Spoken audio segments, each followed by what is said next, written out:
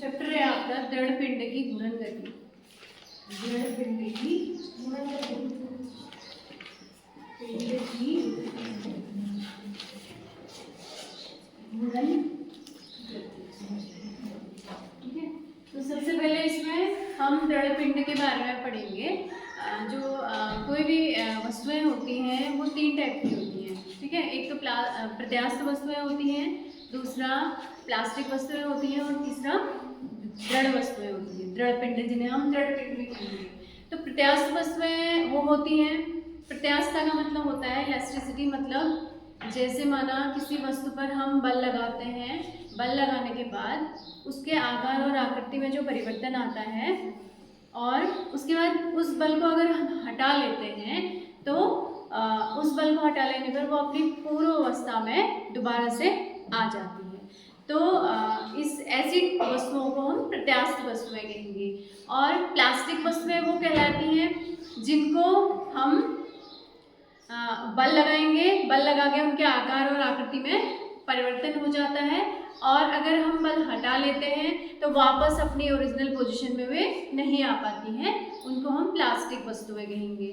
और तीसरा आता है हमारा दृढ़ वस्तुएं, जो हम इस चैप्टर में पढ़ेंगे, दृढ़ पिंड की घूर्णन गति, दृढ़ पिंड के बारे में। तो दृढ़ पिंड या दृढ़ वस्तुएं वो होती हैं जिनमें हम अगर बल लगा रहे हैं तो उनके आकार और आकृति में कोई परिवर्तन नहीं होता है। मीन्स वो बहुत रिजिड बॉडी होती है, यानी कि उनमें जो आपका बल है, बल लगाकर उनके जो विस्थापन है या उनमें जो कणों में कणों में जो विस्थापन है उनको हम नहीं कर सकते, यानी कि हम उनको बल लगाकर उनके आकार और आकृति में परिवर्तन नहीं कर सकते, उनको हम दृढ़ पिंड कहेंगे।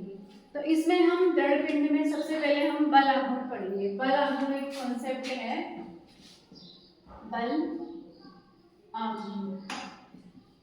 बल आघूर्ण का मतलब होता है कोई भी वस्तु है, कोई भी पिंड है, उसमें कोई अक्ष है, उस अक्ष के परितः अगर कोई वस्तु घूम रही है तो उसी को हम कहेंगे बल का आघूर्ण। ठीक है, तो बल का आघूर्ण फॉर एग्जाम्पल हम एक चित्र से हम समझते हैं उसको। माना कोई ऐसा एक पिंड है, ये है उसकी घूर्णन अक्ष, ये उसकी घूर्णन अक्ष है। तो ये घूर्णन अक्ष है और ये जो है यहाँ पर हम बल लगाएंगे किसी भी वस्तु में, ये है घूर्णन अक्ष। ये यहाँ पे हम बल लगाएंगे, बल की क्रिया रेखा कहेंगे हम इसे, ये बल की क्रिया रेखा है। तो ये घूर्णन अक्ष से बल की क्रिया रेखा तक की दूरी हम आर से डिनोट करते हैं। तो माना घूर्णन अक्ष ये है, इसके परितः कोई पिंड क्या कर रहा है, इस अक्ष के परितः घूम रहा है, तो इसमें क्या लगता है, एक बल का आघूर्ण लगता है। ठीक है, तो ये जो है ये उसकी घूर्णन अक्ष है और ये यहाँ पे जो है अगर हम बल लगाएंगे तो घूर्णन अक्ष से बल की दूरी को हम क्या कहेंगे, आर कहेंगे। तो जो बल आघूर्ण होता है, बल आघूर्ण होता है, बल आघूर्ण बराबर बल गुणा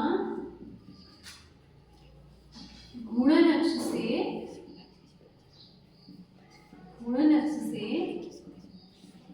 क्रिया रेखा तक की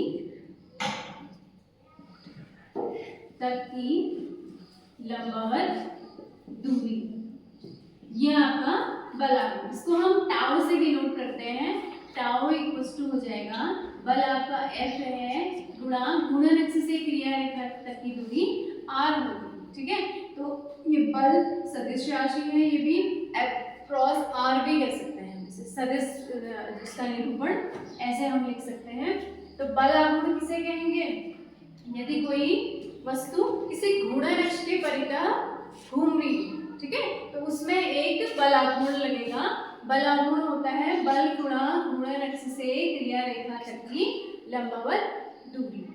अब देखो ये आपका घूर्णन अक्ष है, ये आपकी कोई वस्तु है और क्रिया रेखा ये है। जैसे फॉर एग्जाम्पल आपने दरवाजा देखा है, दरवाजे में कब्जे होते हैं ना, कब्जे होते हैं और यहाँ पे दरवाजा है। फॉर एग्जाम्पल इसको हम दरवाजा समझ लेते हैं सपोज। हम दरवाजे का हैंडल कहाँ पर बनाया जाता है? घूर्णन अक्ष से दूरी पर बनाया जाता है ना। तो घूर्णन अक्ष से जितनी दूरी पर हम बल लगाएंगे, जितनी दूरी पर बल लगाएंगे, बल आघूर्ण उतना ही अधिक होगा, है ना। अगर दरवाजे में हैंडल यहाँ ना लगा के घूर्णन अक्ष के पास लगाएंगे तो हमारा बल ज्यादा लगेगा, है कि नहीं? उसको घुमाने में बल ज्यादा लगेगा, ठीक है। तो जैसे आपने देखा होगा घर में पहले के समय में जो चाक होता था, है ना, चक्की होती थी, उसमें जो घूर्णन अक्ष होता था एक साइड पे हैंडल लगाया जाता था, है ना। तो एक साइड पे हैंडल लगाने का मतलब क्या है? ताकि उसको बलाघूर्ण अधिक प्राप्त हो और कम बल में, है ना। बलाघूर्ण अधिक प्राप्त कम बल में कब होगा? जब वो घूर्णन अक्ष से मैक्सिमम डिस्टेंस पे होगा, ठीक है। यानी कि घूर्णन अक्ष से आप एक फॉर एग्जांपल दरवाजे से समझ लो, आप घूर्णन अक्ष दरवाजे के कब्जे में है कि नहीं, उसी के चारों ओर तो दरवाजा घूमता है, ठीक है। तो यहाँ से जो आपका दरवाजे का हैंडल होता है वो कहाँ होता है? बहुत दूरी पर होता है ना। बहुत दूरी पर इसलिए लगाया जाता है क्योंकि वो आसानी से बल, कम बल में आसानी से वो घूम सके, ठीक है। तो जो आपका घूर्णन अक्ष है, घूर्णन अक्ष से हैंडल दूर लगाने का कारण यही है, यानी कि आर जितना अधिक होगा बल आघूर्ण उतना अधिक होगा। बल आघूर्ण अधिक होगा, कम, लेकिन बल कितना लगाना पड़ेगा? कम बल लगाना पड़ेगा, ठीक है। तो अगर आर हमारा सपोज आर 0 हो जाएगा तो टाउ भी कितना हो जाएगा? 0। यानी कि घूर्णन अक्ष से क्रिया रेखा तक की दूरी अगर 0 है तो हमारा बल आघूर्ण 0 हो जाएगा। तो ये आपका बल आघूर्ण का कॉन्सेप्ट है और इसको हम वेक्टर फॉर्म में tau equals to F cross R, इसका मात्रक हो जाएगा न्यूटन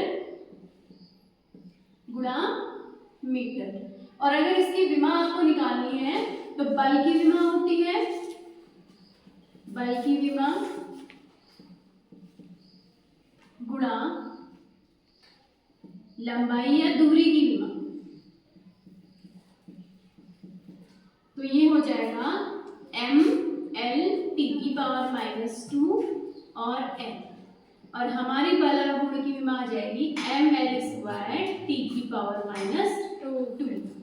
तो ये आपकी बल आघूर्ण की विमा।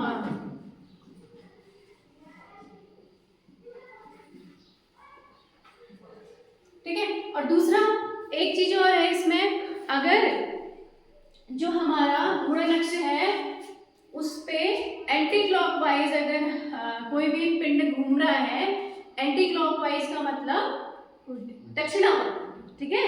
एंटी क्लॉकवाइज अगर घूम रहा है तो बलाघूर्ण धनात्मक होगा, ठीक है। और अगर क्लॉकवाइज घूम रहा है तो बलाघूर्ण ऋणात्मक होगा, ठीक है। तो ये आपका बलाघूर्ण की विमा निकल गई और बलाघूर्ण आपका आ गया बल गुणा घूर्णन अक्ष से क्रिया रेखा तक की लंबवत दूरी। तो tau equals to F cross R, इसका मात्रक जो है न्यूटन इंटू मीटर हो जाएगा। और अगर आर 0 है, घूर्णन अक्ष से क्रिया रेखा तक की दूरी 0 है तो बलाघूर्ण भी 0 हो जाएगा। और कब बलाघूर्ण ज्यादा होगा, कब कम होगा, वो किस पे डिपेंड करेगा? आर पे। यानी कि जो हमारा बल है, यानी कि जहां पर हम बल लगा रहे हैं वो घूर्णन अक्ष से मैक्सिमम डिस्टेंस पे है तो वहां पे बलाघूर्ण ज्यादा लगेगा, है ना, और कम बल की आवश्यकता होगी, ठीक है। तो ये आपका बलाघूर्ण का कॉन्सेप्ट है।